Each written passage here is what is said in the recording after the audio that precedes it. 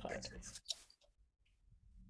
So welcome everybody. I'm Delia Clark and I'm a place-based education consultant working with the Iditarod Historic Trail Alliance in partnership with the Chugach National Forest, the BLM Campbell Creek Science Center, and the Anchorage Park Foundation, which will be featured this evening or this afternoon. In normal years, we offer the Iditarod Trail to Every Classroom program, which we call iTrek, as an 11-day in-person professional learning program spread across a year. iTrek encourages teachers to think about how they can connect to place, bring their students outside more, bring outside resources into the classroom, and how they can connect with the Iditarod Trail and the cultural and natural landscapes of Alaska. During the pandemic, we've been offering some of the core elements of iTrek as a webinar series called Take It Outside to continue to serve Alaskan educators in ways that we hope are valuable to you. We hope that you're able to use the information you get today to encourage your students to get outside and learn more about the nature and culture of Alaska. We'll be offering this series throughout the rest of the spring. We hope you're able to attend more sessions. If you're interested in information about those and you don't have it, you can contact us at itrekalaska@gmail.com. So that's ITREC Alaska@gmail.com. And now I'd like to introduce today's presenter, Meredith Gutierrez. She's the Youth Engagement Manager at Anchorage Park Foundation, and she's going to take us to an outdoor classroom. Over to you, Meredith. Awesome. Thanks, Delia. So hello, everybody.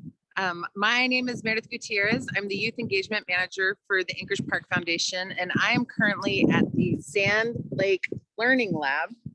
And there go my papers. So part of my job is getting teachers outside and whatever that looks like. And sometimes it's being an extra adult. Sometimes it's offering connections to community members who can come and teach lessons.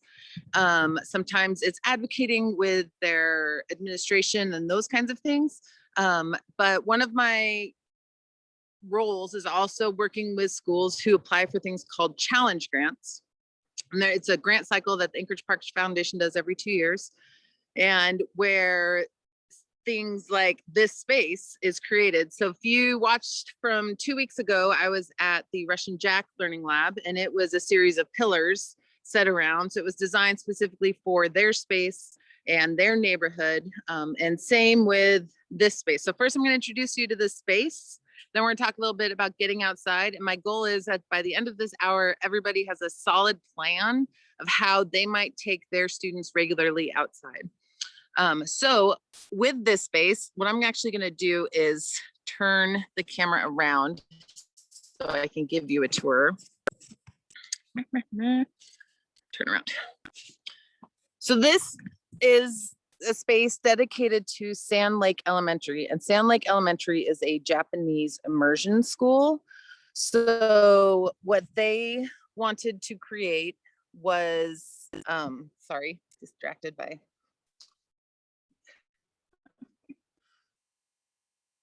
There we go. Okay.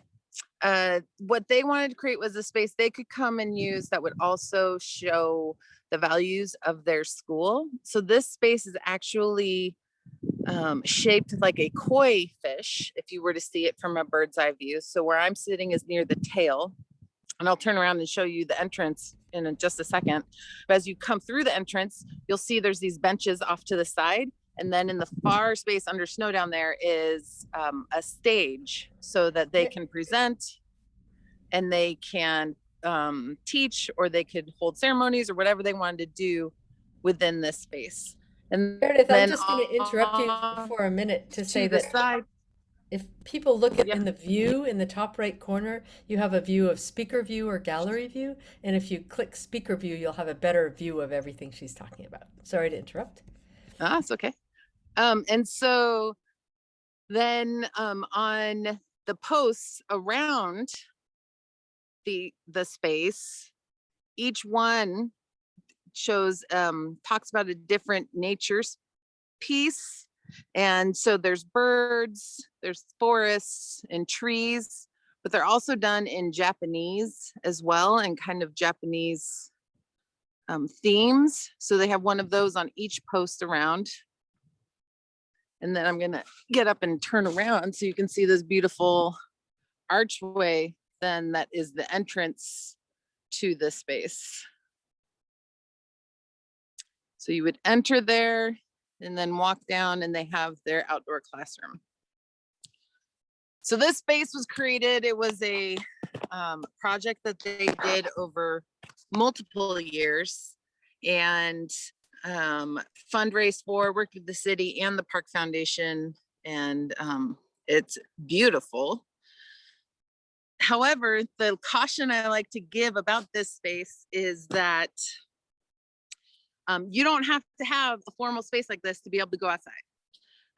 If you have a door to outside, you can go outside. A lot of times when I work with teachers, they get caught in the barriers. What are my barriers to going outside?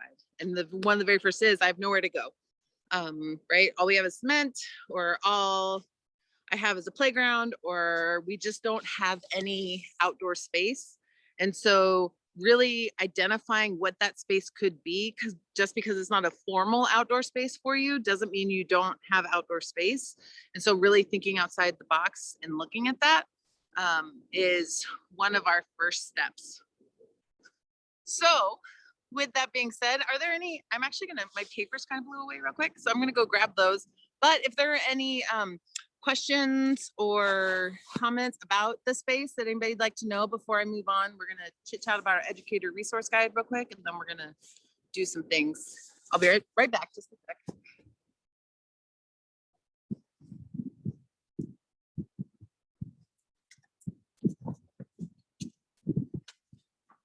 Okay. My chat's not actually open, so show my chat.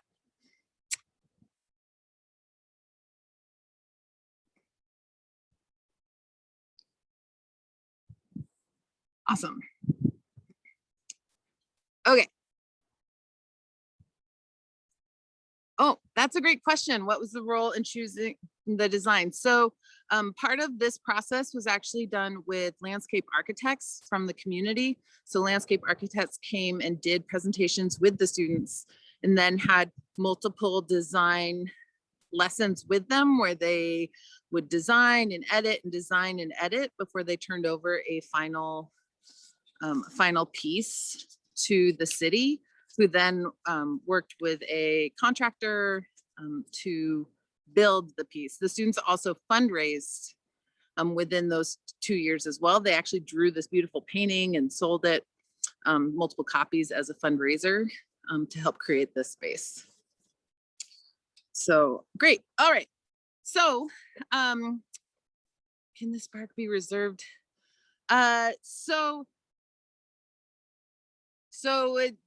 This space in particular is not, like, it's not a reservable space like a like one of the coverings. There's a name for those things I can't think of right a second, but you know, I'm talking about the coverings that in the park. So it's not one of those spaces. But if you wanted to hold an event in this space, a pavilion, thank you. It's not a reservable space like a pavilion. However, if you wanted to hold an event in this space, you could apply for just like any other permit in a park to use this space to give you access to it. And I think you just need to tell them, like, we'd like to have this permit for Sand Lake within their outdoor classroom space, and then they would know what you were talking about, because everybody at the city knows this is here, or they should, and you'd be able to use it. It's a pretty amazing space. If you Google to see it when the snow is not here, also, like right now, it's an amazing space. When the snow is gone, it's also pretty great.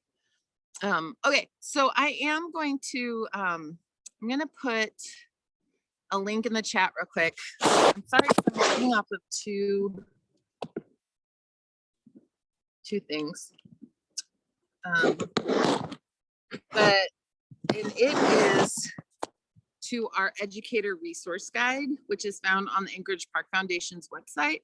So you can follow that link, or you can go to our website. But I'm going to share my screen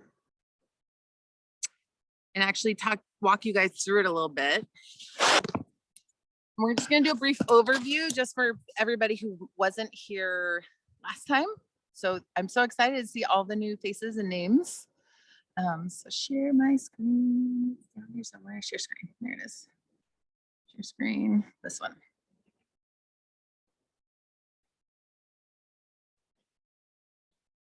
All right.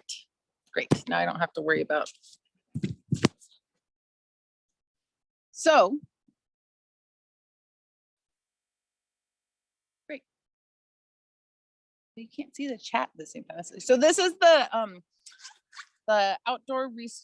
Anchorage Outdoor Classroom Educator Resource Guide. And this is really just an overview, really 101 of getting your kids outside in Anchorage. And I would love if somebody would if you have questions, please feel free to put them in the chat. And if Delia or somebody would be willing to read them, I actually can't see the chat with sharing my screen. So, but if you have any questions as we go, please feel free to ask them. Sure, I'll do that. I can read them. Thank you. I appreciate that. All right, so I'm going to kind of skip through here. This was created in partnership with Olivia Frankie with Frankie Environmental Education Development. She was working also for the Forest Service at the time. You met her. She taught a class couple classes ago. She's a really fabulous outdoor educator. But these are kind of the basics of getting outside and things to think about. A lot of times I find, again, those barriers, teachers talk about what are the barriers to getting outside and why they don't go. And sometimes it's just they don't want to, and that's okay too. But I encourage, if that's where it's at, then start small and then work your way up. So Anchorage has 1, 2, 3. We have five outdoor classroom spaces within town. However, we're looking to building more. Forsyth Park is potentially getting one in this new grant cycle, which is very exciting. And Arnold Muldoon Park near the Stream Academy is also looking at clearing the space.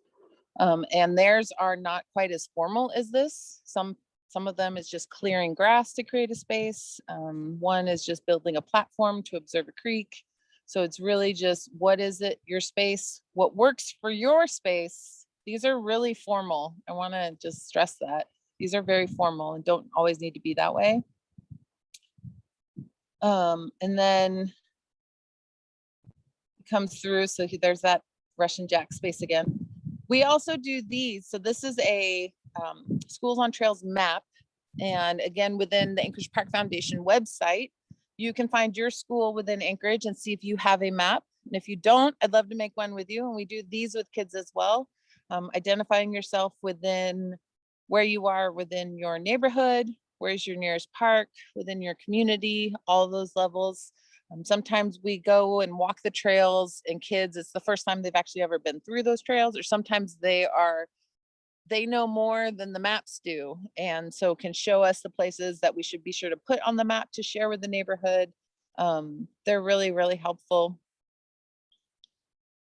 Here's Campbell Elementary School in Wolverine. They also have an outdoor classroom space that's great, although it's covered in snow.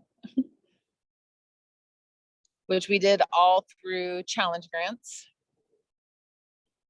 Oh, yeah, here's the space in the summer or fall. So you can see all of our formal spaces. Here's finally the one at Ruth Arcand. And then here's this is what's under snow here at Sand Lake. But Anchorage has 250 miles of trail and almost 250 parks. We have 226 parks. There it says right there, 250 miles of trail. So what it is, a lot of times, you don't even need a park, right? Like there's probably a trail nearby. What space can you use? And I really encourage people to think outside the box. And that's generally so you don't get caught on where I have to be or I need a bus. What is the space that's right outside your door? And then once you identified your space, right? What is right outside your door? What is just within your school grounds? Maybe that you never even thought of. Is there a clump of trees in your parking lot? Is there a clump of trees in the corner? And then what park or trail is just beyond that fence. And don't forget, at least in Anchorage School District, there's a walking field trip permission slips that allows you within 1 mile radius that you don't necessarily need chaperones, that you and one other teacher can take your students within walking distance of your school. And so that exists also, which is very helpful, created with Melanie Sutton at Health and PE. And then this is where we're going to spend most of our time today, in this triangle that we've created. And I spent almost all the time just discussing it last time. So I'm just going to give a brief overview, and then we're going to brainstorm. So start thinking. And this is a great moment because some of you, I don't know your experience of, you might be a teacher, like we go outside once a week, or we go outside once a day. Or you might be a teacher, it's like, well, we go outside when the weather's nice in spring and fall. Or you might be a teacher, like I tried to go outside once and my kids were all over the place and I never really want to do that again. So I worked with teachers of all those levels. And so deciding where you are, and then I encourage you to challenge yourself of what more could you do? Because I've actually only ever met one teacher who taught outside the entire school year. And it was she worked at the Waldorf school during COVID, and she had an outdoor classroom, and she used the outdoors like other people use the classroom. So she went inside in December and January sometimes, but was inside maybe 10% and then outside the majority of the time. So she had flipped it. And she's the only one I've ever met who has done it that way. And if you're doing that, I would love to have coffee with you to figure out what you were doing, because it's really hard. But there is a way to create more balance. What more could you be doing to gain those benefits of being outside? So using this triangle for that, we're going to worry about safety first, and recognizing students learn safety outdoors just like they learn it within a classroom. It's about routine and setting expectations and knowing boundaries. And the first time you do it, just like at the beginning of the school year, it's going to be chaotic.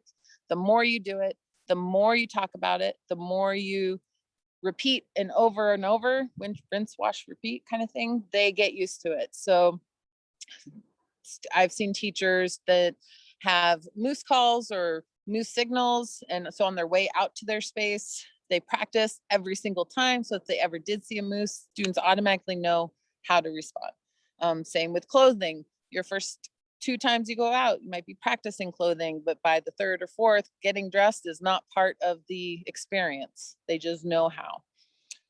So those are the safety. If you want to go through it real quick, because I want to be sure to get to our Jamboard here.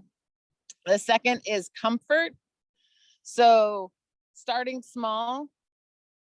And this can be, if you are at the comfort level of every Tuesday, we are going to go outside to read for 10 minutes. So it's our Tuesday 10. So every Tuesday we go outside to read for 10 minutes. Good for you. Super excited for you. Like, especially if you're not doing it already. Making that routine, kids know, kids expect it, and go outside, and then build up from that. Maybe you've identified your classroom space using your kids. They've helped you identify what that space is. And now you've created a routine. So we already know what we're going to do when we get there. We're going to get out and we're going to circle. We get out there and we circle. We circle at the beginning and we circle at the end. And students already know what to expect. Just like if they were inside a classroom, just because there's no walls, it can still be the same expectations. Maybe we get out there and they immediately find their sit spot. And we sit for 5 minutes quietly outside, observing or reading or listening, just whatever that is. And then we start whatever activity we're doing for the next hour. Perhaps it's things like we are singing a song as we go, right? And by the time we get to the end, we're all set up and ready. Or it's setting boundaries, and each student knows where they are to set the boundaries so that they don't go past where that's at. All right, and then the last one, before I get to our Jamboard, is thrive. So thrive is the looking for, we are doing things safely, feeling confident, feel like everybody's in control and control of their bodies. And then what else can we do that's more? Perhaps it's little things like maybe we'll go outside after recess because they're already dressed. They're already ready to go. We can just transfer to our outdoor space and they'll be ready. or it's just recognizing things like the weather and knowing that the sun might be out. So we're going to put the teachers, right? The teacher might face the sun so the students don't have to, or we put up tarps because we know we can be out here for longer. We can be uncomfortable. It's okay to be uncomfortable. It's a great life lesson. Those kinds of things. Those are all in Thrive. As a side note, I offer outdoor classroom kits, which hold tarps and chairs similar to this Crazy Creek. They also have small whiteboards and things like that. And then at the base of this educator resource guide are these hip pocket activities. I believe you guys have been doing lessons around those, and natural journaling, all the things you're learning in the other classes, they can be used in these spaces. All right. So feel free to use this resource guide as a reference as we move forward. But I would really love, Delia had emailed out for me a plan that I created. Yeah, thank you. You guys, sorry. We're gonna take our moment of, oh, that was a bald eagle. I was gonna try to show you the bald eagle, which is a Thrive moment, by the way, right? Like, you're not gonna fight it. If you were teaching out here and a bald eagle's calling and making noise, the bald eagle is gonna win. So, yeah. All right. Sweet. If you want to pull out your, oh, I'm gonna put this in the chat. Your project plan. It's just hard not being able to see anybody. I don't know if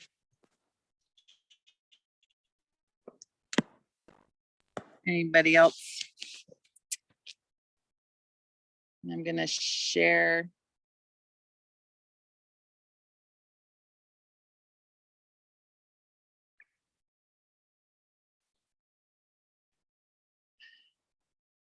I'm hoping this is the thing people have done. And so I'm going to, will you become bigger? How do I make this bigger? I have to stop sharing. Okay. Thank you for your patience. I'm gonna put this in the chat now. So everybody should have access to the Jamboard. So if you click on the link, it'll take you to the Jamboard. And I'm going to share my screen again because you don't need to watch me. You should be watching the Jamboard. It's okay if your Zoom call should just fall to the back.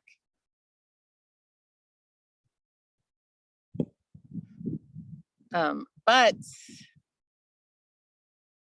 this is the one I want to share.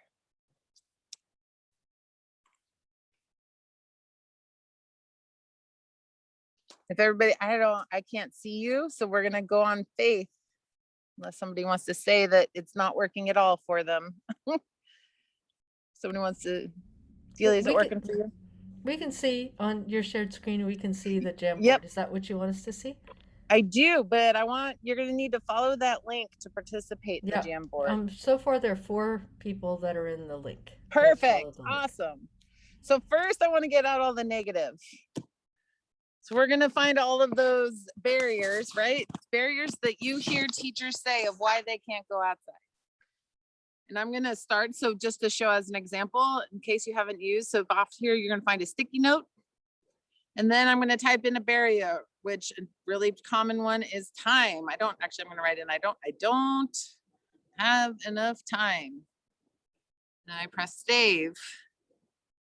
And then I'm done. And then I've created this. And if I wanted to change the color, I could, or if I wanted, yeah, the weather is terrible. Great. You guys figured it out.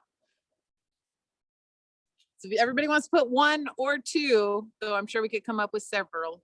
What are some of, so you'll find your sticky note here. You can make it a different color if you like. And tell us, what are some of the barriers to going outside?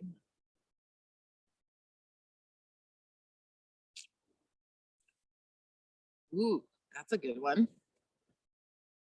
We're going to talk about that. Don't have enough time. Students don't have appropriate gear. Yep, that's a really good one. Let's get that way.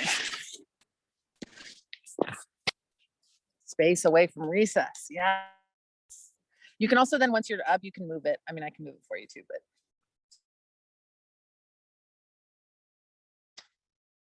That's 4. Any others? Hard to print. Yeah. Oh, yes. Now I wish I would have made you put your names on it. That's a really good one. Parents don't feel like they're covering the basics. They see it as superfluous playtime.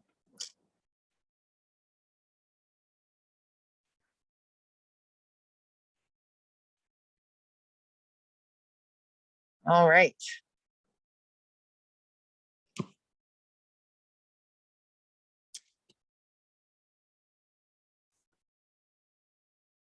Okay, so I'm going to talk about a few of these real quick. These are all very, very good. And they're generally the most common ones I hear.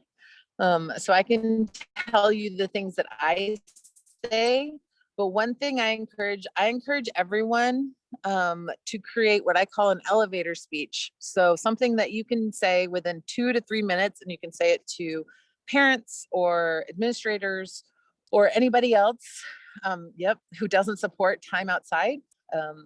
I have a few articles that talk about the benefits of it, but it's really recognizing the benefits of being outside far outweigh the benefits of being in the classroom. Study after study after study shows not only mental and physical health benefits, but the way kids' brains work, that their minds learn better while outside. And then one of my favorite lines that a preschool teacher tells is that outside we all have space to be ourselves. So a lot of times behaviors that you struggle with in classrooms will almost disappear outside because they have space to move their bodies.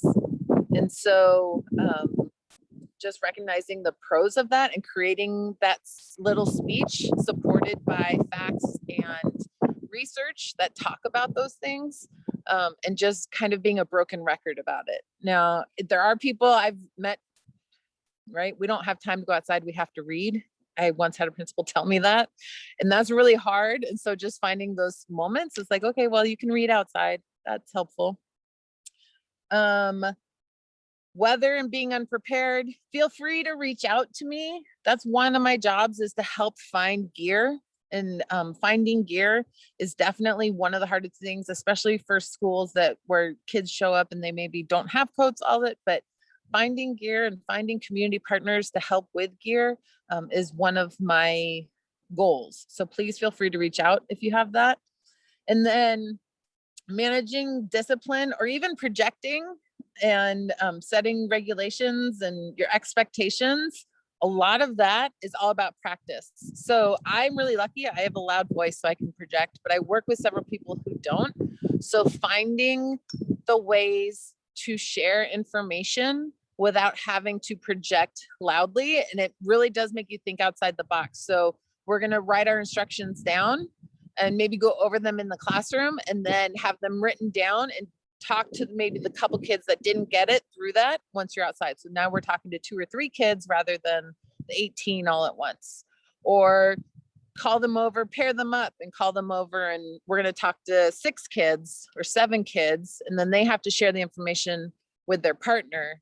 Makes it a little bit harder because of the communication to the second partner, but right, you're doing it in the smaller groups. So breaking into the smaller groups is definitely helpful. All right, so now to the fun stuff, which will help with some of these other words. So we're going to talk about safety. And if you've been doing this a lot, feel free to post 1 or more than 2 ideas.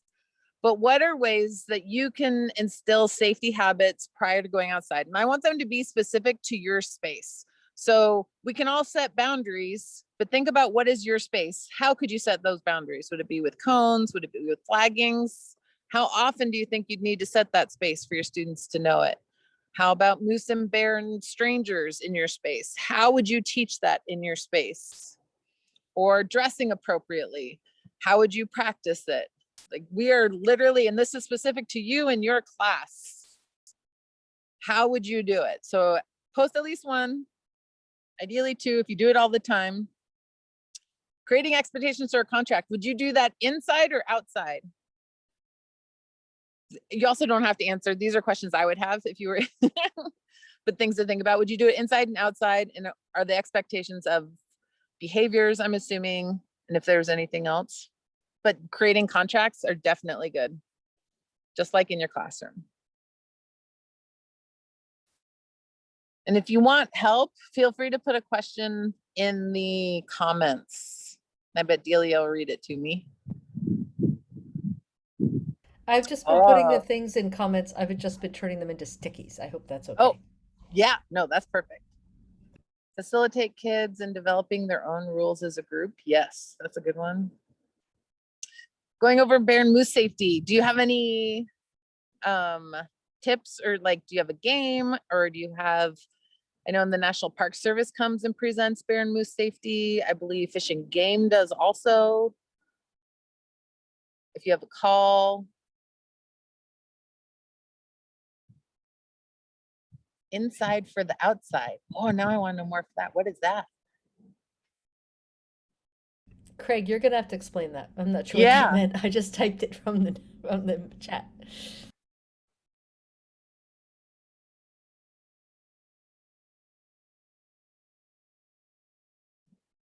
Can Craig tell us? Craig, can you tell us what that means? So I was saying, you asked me, was the contract conducted inside? And I said, yeah. So you're going over your expectations.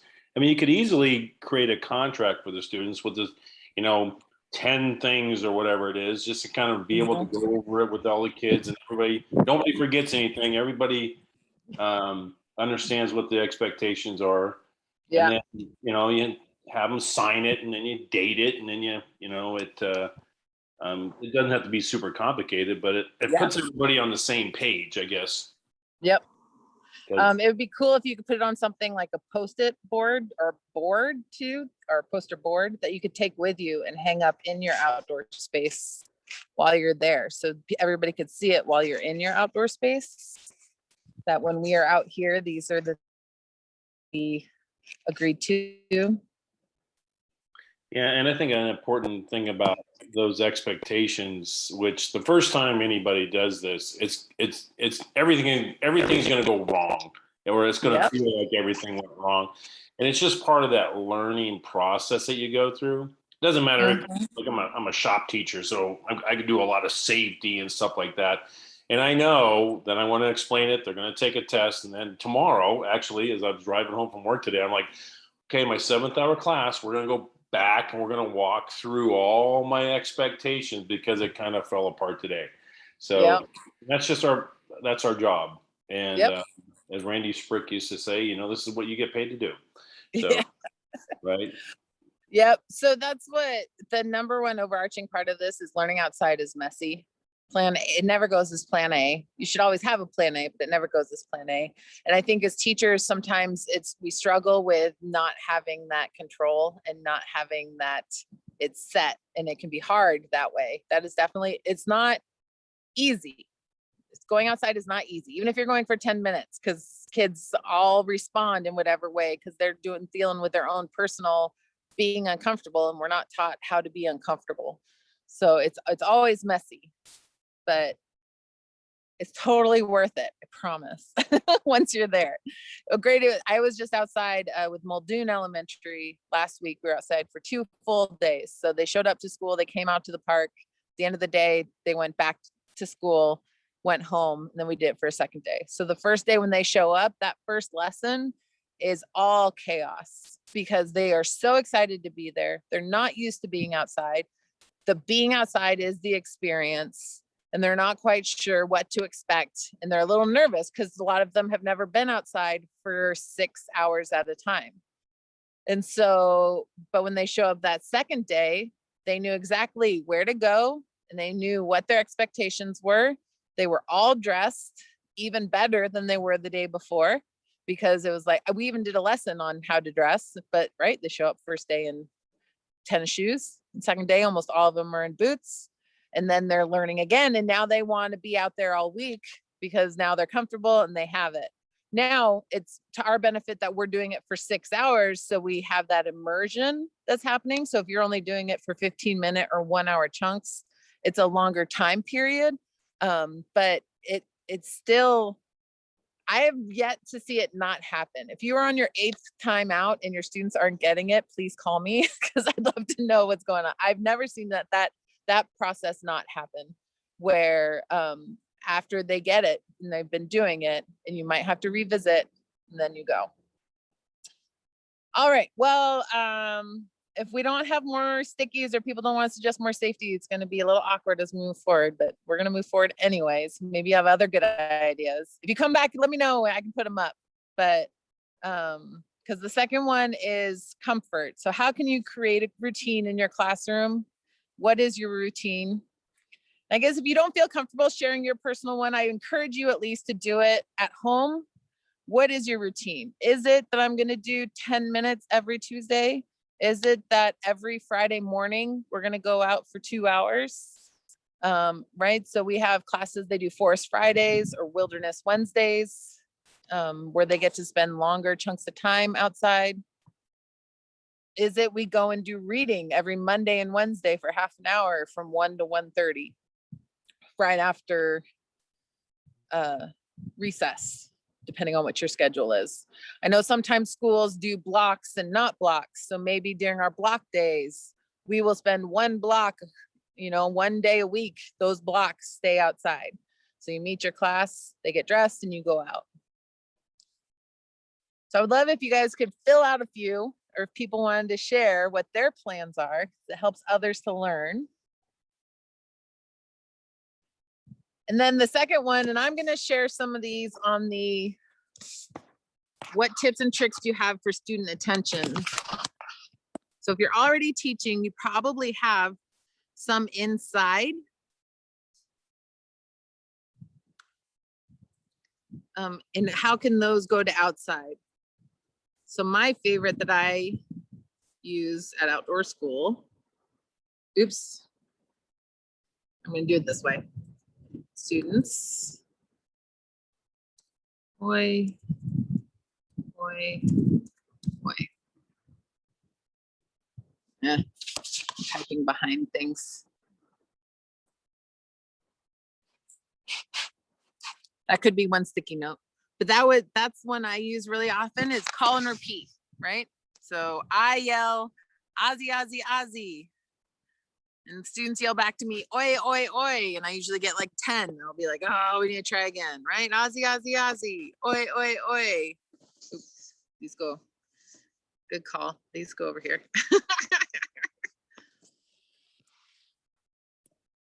Another one, especially if you can't project, if you can hear me. So if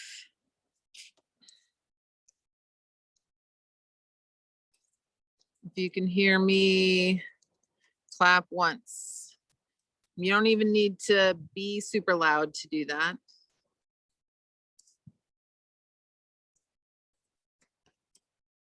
Because the claps usually tell them everything's happening. By the second or third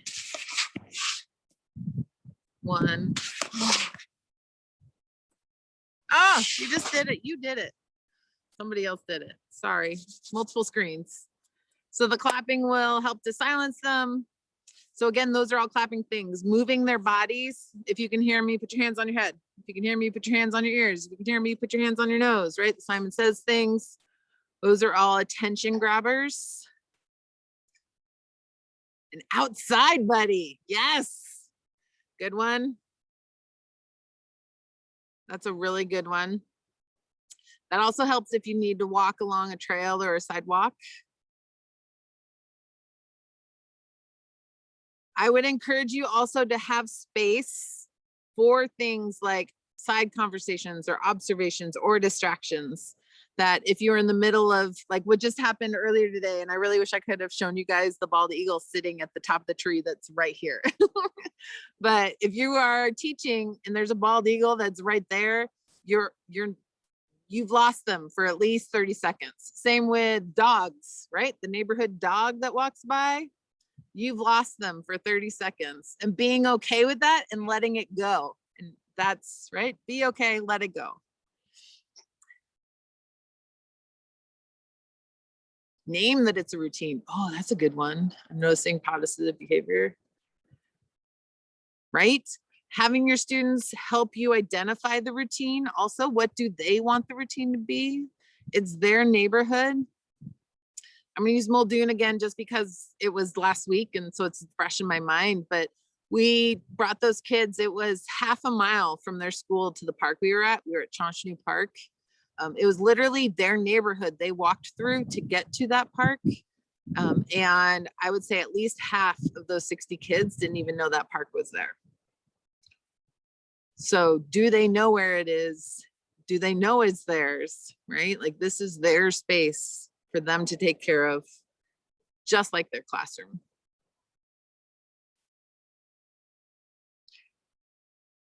Anybody else want to share their things that have worked great if they go outside regularly? Sit spots are one of my favorite just because I like to have a spot. Again, it makes it down to a micro level. Not only is this your park, but you have your spot in it. It gives you ownership, helps with stewardship.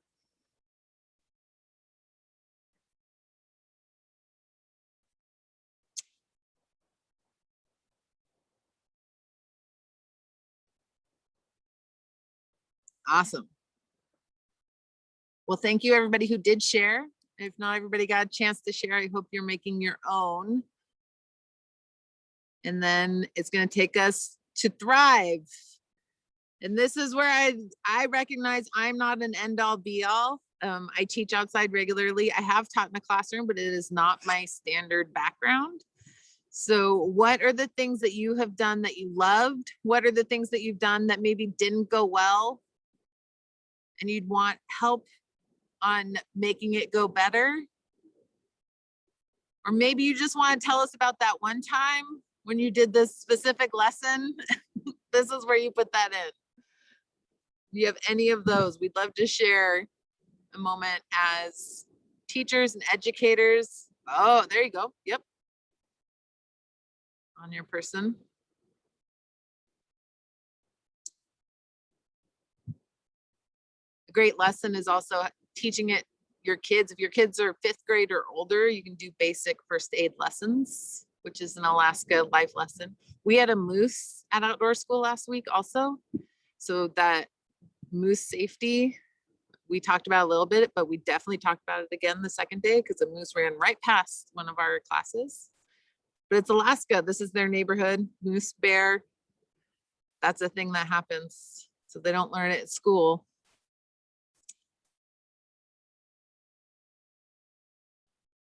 Any others?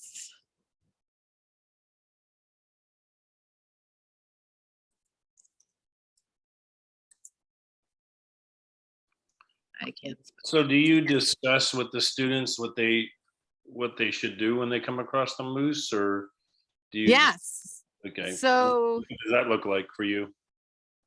It depends on how often I'm going to be working with them. So me personally, we might discuss it and then practice it once.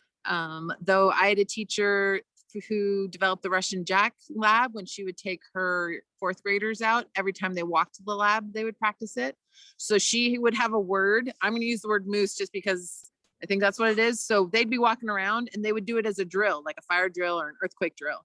So she would yell moose, and then her parameters were you had to run and hide behind a tree that was big enough, but you had to keep eye contact with her or be able to see her so she could see you. So they would practice moose and they would run. And she would practice bear the same way. Bear, and they would run. They would come to her and then they would, right, get all big and they all scream real loud with arms in the air. So it was almost like a game, but it would still, it created that routine again. but it was an instinctive, this is what you do. They did run into a moose once walking back. There was a moose on the trail. It didn't charge them or anything. So, but she did her practice. Moose, everybody got to a tree, and then they could watch the moose, talk about it. Moose wandered off. They kept going. And a lot of these kids don't, if they don't learn it here, right? It's the same as getting dressed. I work with high school teachers a lot of times, and I'll ask, raise your hands if you think your teens know how to dress in the cold.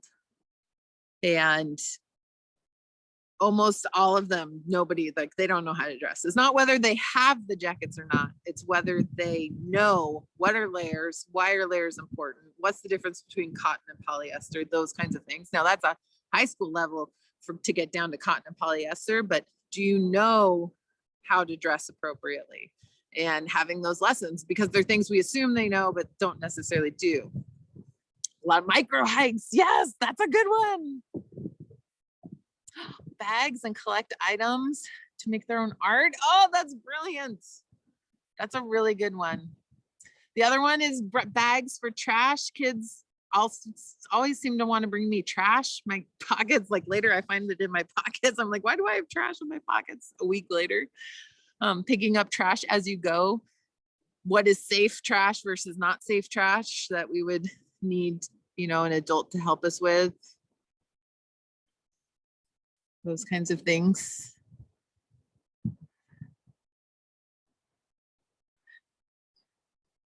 Touched and order. I don't mean to be a Debbie Downer here, but No.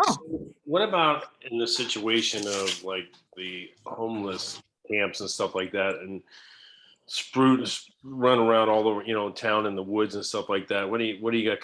What kind of advice you got for that scenario? Yeah, so I worked with Mountain View Elementary preschool, and they did Forest Friday. So every Friday they would go out to the park right next to it's at the end of their parking lot. It's practically an extension, except there's a fence there. And there is a shed on that lot that one day a tent popped up behind it, and it was there for several days before we went out. So you can actually report that to the city and be like, hey, we want to use this space for our lessons, and there's this, right? There's a homeless person here, and they will go and ask them kindly to move on, which is exactly what we did and exactly what happened. Generally, what I have found is that if schools have started using their spaces regularly, that they go find, we have 226 parks, right? Like, and we have 68 elementary schools. So they're there, it happens. Again, it's their neighborhood. So if kids don't learn how to interact or be safe around those people, if they're just walking by, then school is the best place for them to learn that. But if they have set up camp, or you want to be in a space where a camp is, asking the city for help, and then just letting them know, hey, we want to use this space for education. Again, every situation is different, but from my experience, each time we've done it, and I've done it 3 or 4 times, no problem, and they go and find a different space. So it's You're just contacting the police department or the parks department? Nope, the city, there's I should know it. There's actually Erin, do you know it? It's yeah, I'm actually getting it right now. It's thank you. You go to muni.org. It's right on the homepage, and hold on, I'm looking it up right It's now. like neighbor something like that. Yeah, hold on just a sec. So what it is, Craig, is it's an actual online forum that you just say this person is here, people are here, and this is what's there, and they go and they have a bunch of parks folks that will go out and deal with it. So it's not the police department. It's first, unless there's like imminent life danger. Mm-hmm. Hold on just a second. Muni's changed its website around, so they pretty much go and say, hey, people want to use this space. Could you please move on? And Yeah, you want to go to. that's been my experience. It works. So if you go to muni.org, just the city's regular page, they have all of these boxes you can check, visiting Anchorage, ideas for Anchorage, and down at the very bottom, it says Anch Works. And that's what you push, and then you can fill out a form. And they're very responsive. Okay, thank you. Yeah. Yep. Those are really common barriers that, right? Wildlife, homeless, strangers, those are really common barriers that people talk about. They do happen. I'm not saying they don't happen, but I just had 60 kids out in a park for 2 full school days. We had a moose. That was about it. Like dogs are really common. There's a dog park at the park we were at. So there's dog poop around. And so it's you shovel and clear it, the hour before, maybe before school, take a couple minutes or ask for volunteers. If you want to use this space, you don't have time for that, contact me. I'll find volunteers, right? Like everything is solvable. It just takes effort, and going outside takes effort, and it's messy, but it's totally worth it. The smiles, the learning, the relief these kids feel and have afterwards, it's really amazing to experience and watch. Yeah, you're exactly right, and I really appreciate what you guys are doing. I wish I would have got into this earlier, but I've been taking a lot of other courses here this last winter. But you would be. I mean, it's amazing to me to find out the number of students in my classroom that have never been out. They have absolutely no clue about it. Whereas my own personal children, they were tired of going out. They're like, can we just stay home tonight? And I'm like, no, we're going hiking. Yes. So, it's great that they're getting these kids out and getting them involved in that. So I appreciate it. Yeah. I am also, so I'm going to plug it. So iTrek is also doing it. So I'll plug iTreks also. So ASDSA is coming up. iTrek is doing an ASDSA. But which is similar to this, but I also have my own as Park Foundation in partnership with Health and PE do a Get Outside. It is what I've talked about in these last 2, but it's more in depth, obviously. So it includes the actual articles. You have to record your stump speech to talk to principals, and you actually make a full lesson plan around these ideas with a lesson that, your favorite lesson that you're most comfortable with. So you can also, if you want more practice at this, you can sign up for that. Or iTrek is also doing an ASDSA where these are part of those. And I'm just recognizing we only have like 5 minutes left. So if anybody has any questions or comments or want to share anything, I love the micro hikes. I don't know who that was, but that's a great idea. Oh, That was me. Awesome. Thanks. I'm gonna stop sharing my screen.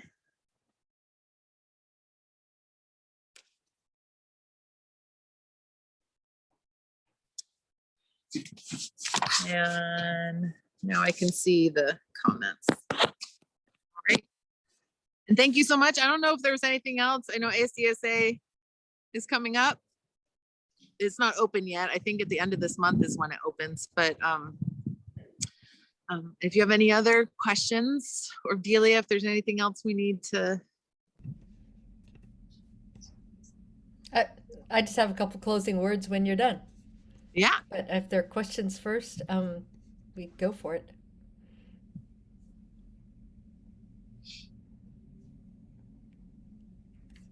Let's see. Thank you so much. Well, good. I'll say words and we can stand and take questions too. So that was totally awesome, Meredith. Thank you so much. It's fun to have you coming to us from the great outdoors and linking to the manual and all that. And if you are interested in information about the ASDSA course or future sessions or anything else about iTrek, go to itrekalaska@gmail.com, ITREC Alaska@gmail.com. You can find information about all of our partners, BLM, Campbell Creek Science Center, Chugach National Forest, Iditarod Historic Trail Alliance, and the Anchorage Parks Foundation. So we have 2 left in this series. On April 21st, we're going to be having one called Science Along the Trail that'll be offered by the Campbell Creek Science Center. And then on April 26th, we have some teachers from the Appalachian Trail in Georgia, North Carolina, New Hampshire, sort of up and down the trail, are going to be joining us for a teacher's lounge. So I hope you can come. It'll probably just be about 45 minutes. We did it last year and it was a blast just to have teachers who are from both, 2 very different sister trails in the National Trail System, who are all trying to implement place-based learning along in the same way, facing similar challenges and sharing ideas and opportunities. So it's basically kind of a just support one another teachers lounge. And please register if you think you'll be able to come, so I can try to balance the number of teachers, of Appalachian Trail teachers. So hope to see you then, and thank you everybody for joining us. I have one last thing I want to share with you guys. I actually just got introduced to this. I don't know if you can see it. It's called a walking curriculum. So it's this tiny little book, and it has it's literally walks, and it's everything from 3-minute walks to longer 10-minute walks, and it's K through 12. So it's made for kindergartners through high school. And it has just great experiences. Some of our hip pocket kind of things that are similar to what's in here. But I love it. It's just a way to get your kids outside and moving. And if you're like, I don't know what to do, order this book and it'll get you started. And then follow your kids. Kids are really smart and inquisitive. So that's my last thing. Great. Thank you so much, everybody. Thank you. Have a great evening. Thanks for joining us. Great as always. Bye. Bye.